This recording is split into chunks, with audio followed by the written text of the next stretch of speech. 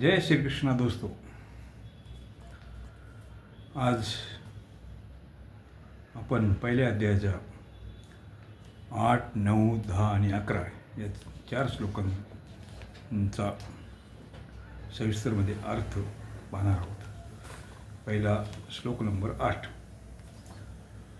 भवानी श्मच कर्णस्य कृपश्च समितिंजया अश्वत्थामा विकर्णस्य सौमदत्तिस्तथैव च. भवान भीष्मच आपण स्वतः आणि पितामह भीष्म अत्यंत विशेषतापूर्वक पुरुष आहात. आपल्या दोघांची बरोबरी करणारा संसारामध्ये तिसरा कोणीही पुरुष नाही. आपल्या दोघांपैकी कोणीही एक पूर्ण शक्तीनिशी युद्ध करील तर आपणासमोर देवता, यक्ष, राक्षस, मनुष्य इत्यादीपैकी कोणीही टिकाव धरू शकत नाही. आपल्या उभयदांचा पराक्रम संपूर्ण जगात प्रसिद्धच आहे. पितामह भीष्म तर बालब्रह्मचारी आणि इच्छामरणी आहेत, अर्थात त्यांच्या इच्छेशिवाय त्यांना कोणीही मारू शकत नाही. कर्ण तर अत्यंत शूरवीर आहे. मला तर असा विश्वास आहे की तो एकटाच संपूर्ण पांडव सेनेवर विजय मिळेल. त्याच्यासमोर अर्जुनाचेही काही चालत नाही असा शूर कर्ण आमच्या बाजूकडून आहे. कृपश्य समितिंजया, कृपाचार्याची तर गोष्ट काय सांगावी. ते तर चिरंजीव आहेत. ते आमचे परम हितचिंतक असून संपूर्ण पांडव सैन्यावर विजय प्राप्त करू शकतात. जर या ठिकाणी द्रोणाचार्य आणि भीष्माचार्य यांचे नंतर दुर्योधनाचे कृपाचार्यांचे नाव घ्यायला पाहिजे होते, परंतु दुर्योधनाचा कर्णावर जेवढा विश्वास होता तेवढा कृपाचार्य नव्हता. म्हणून कर्णाने तर त्याच्या अंतःकरणातून मध्येच बाहेर पडले. भीष्माचार्य आणि द्रोणाचार्य यांनी हा कृपाचार्याचा अपमान आहे असे समजू नये म्हणून दुर्योधन कृपाचार्यांना संग्रामविजयी हे विशेषण लावून त्यांना खुश करू पाहतो. अश्वत्थामा हेही चिरंजीव असून आपले पुत्र आहेत. ते फार शूरवीर आहेत. यांनी आपल्यापासूनच शस्त्र अस्त्र विद्या शिकली असून ते शस्त्रास्त्र कलेमध्ये निपुण आहेत. विकर्णश्च सौमदत्तिस्तथैव च. आपण असे समजू नका की केवळ पांडवच धर्मात्मे आहेत.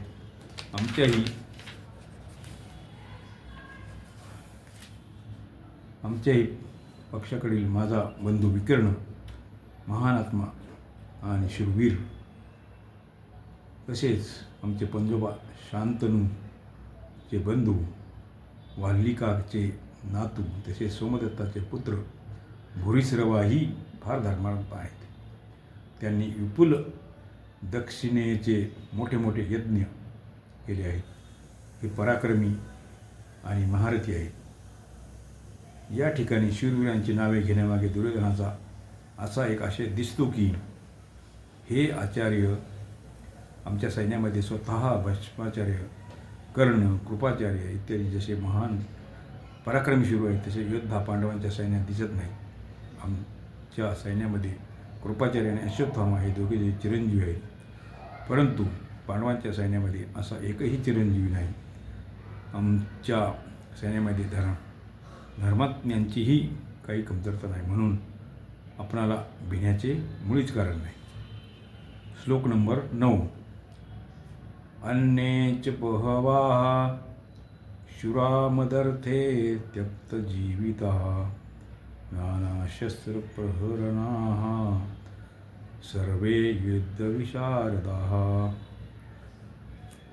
अन्येच बहवः शूरामदर्थे त्यक्तजीविता मी आतापर्यंत आपल्या सैन्यातील जितक्या शूरवीरांची नावे सांगितली आहेत त्यांच्या अतिरिक्त सुद्धा आमच्या सैन्यामध्ये बाल्हिक, शल्य, भगदत्त, जयद्रथ इत्यादी अनेक शूरवीर महारथी आहेत जे माझ्या भल्यासाठी माझ्या बाजूकडून युद्ध करण्यासाठी आणि प्राणांची आशा सोडून इथे आले. मला विजय प्राप्त करून देण्यासाठी ते प्राणार्पणही करतील, पण मागे हटणार नाही. त्यांच्याविषयी मी आपल्यासमोर कोणत्या शब्दात कृतज्ञता व्यक्त करू. नाना शस्त्र प्रहरणाः सर्वे युद्धविशारदाः. हे सर्व लोक हातांनी प्रहार करण्यासारखी शस्त्रे, तलवार, गदा, त्रिशूल इत्यादी निरनिराळ्या प्रकारची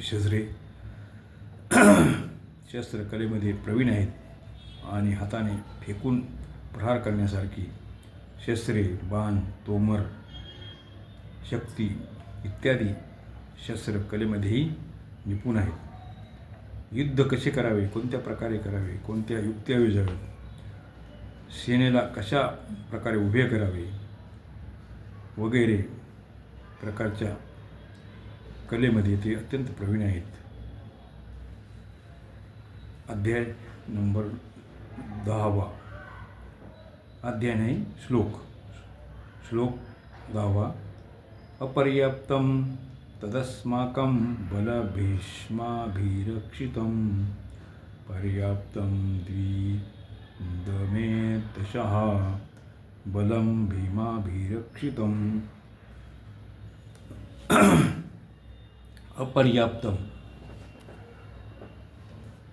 अपर्याप्तं तदस्माकं बलं भीष्माभिरक्षितं. अधर्म, अन्याय इत्यादी कारणामुळे दुर्योधनाच्या भयात मनात भय उत्पन्न झाल्याने तो आपल्या सैन्याविषयी विचार करतो की आपले सैन्य जास्त असूनही, अर्थात पांडवांच्या सैन्यापेक्षा 4 अक्षौहिणी जास्त असूनही पांडव विजय मिळवण्यासाठी तर असमर्थच आहेत, कारण आमच्या सैन्यामध्ये मतभेद आहे. पांडवांच्या सैन्यामध्ये जेवढे संघटन, एकता, निर्भयता, निसंकोचता आहे तेवढे आमच्या सैन्यात दिसून येत नाही. आमच्या पक्षाचे मुख्य संरक्षक पितामह भीष्माचार्य उभय पक्षपाती आहेत. अर्थात त्यांना कौरवांची आणि पांडवांची दोन्हींचीही आत्मीयता आहे. ते श्रीकृष्णाचे महान भक्त आहेत. त्यांच्या हृदयात युधिष्ठिरविषयी फार आदर आहे. त्यांची अर्जुनावरही फार प्रीती आहे. म्हणून ते आमच्या पक्षाकडून असूनही पांडवांचेच कल्याण इच्छितात. ते भीष्माचार्याचे सैन्याचे सेनापती आहेत. अशा या परिस्थितीमध्ये आमचे सैन्य पांडव सैन्याशी सामना करण्यास कसे समर्थ असणार?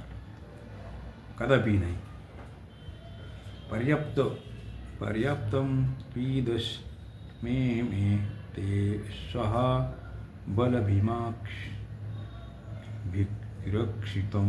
परंतु हे पांडव सैन्य आमचा विजय मिळवण्याला असमर्थ आहे, कारण त्यांच्या सैन्यात मतभेद नाहीत. सर्वजण एकमताने संघटित झाले आहेत. मला लहानपणापासून हरवीत आलेला भीम जो बलवान आहे तो पांडव सैन्याचा संरक्षक आहे. त्याने एकट्यानेच माझ्यासह आम्हा 100 बांधवांना मारण्याची प्रतिज्ञा केली आहे. अर्थात हा आमचा नाश करण्यासाठी तत्पर झाला आहे. त्याचे शरीर वज्राप्रमाणे कठीण आणि मजबूत आहे. मी याला 20 पाजले होते तरी हा मेला नाही. असा हा भीमसेन पांडव सैन्याचा संरक्षक आहे. म्हणून पांडवांचे सैनिक वास्तविकपणे पूर्ण समर्थ आहे. येथे एक शंका अशी घेतली जाऊ शकते की दुर्योधनाने आपल्या सैन्याच्या सेनापतीपदी नियुक्त केलेल्या भीष्माचार्याचे नाव सैन्य संरक्षक म्हणून घेतले, परंतु पांडव सैन्याचे संरक्षक म्हणून भीमसेनाचे नाव घेतले. तो तर पांडव सैन्याचा सेनापती नाही. समाधान. यावेळी दुर्योधन सेनापतीविषयी विचार करीत नाही, तर तो दोन्ही सैन्याच्या शक्तीविषयी विचार करीत आहे की कोणाचे सैन्य अधिक शक्तिशाली आहे. दुर्योधनावर सुरुवातीपासूनच भीमसेनाचा शक्तीचा बलाचा प्रभाव खूप पडलेला आहे. म्हणून पांडव सैन्याचं संरक्षण म्हणून तो भीमसेनाचे नाव घेत आहे. श्लोक 11. अयनेषु च सर्वेषु यथाभागमवस्थितः भीष्ममेवाभिरक्षन्तु भवन्तः सर्व एव हि. अयनेषु च सर्वेषु भवन्तः सर्व एव हि. ज्या ज्या आखाड्यात आपली नियुक्ती केली आहे त्या आखाड्यावर सर्व युद्धाने दृढपणे स्थिर राहून सर्व बाजूंनी सर्व प्रकारे भीष्माचार्यांचे रक्षण करावे. भीष्माचार्यांचे सर्व बाजूंनी रक्षण करावे असे म्हणून दुर्योधन भीष्माचार्यांना मनातून आपल्या बाजूकडून आणू इच्छितो. असे म्हणण्याचा दुसरा भाव असा आहे की जेव्हा भीष्माचार्य युद्ध करतील तेव्हा कोणत्याही व्यूहद्वारा किंवा शिखंडी त्यांच्याबरोबर यावेस नको.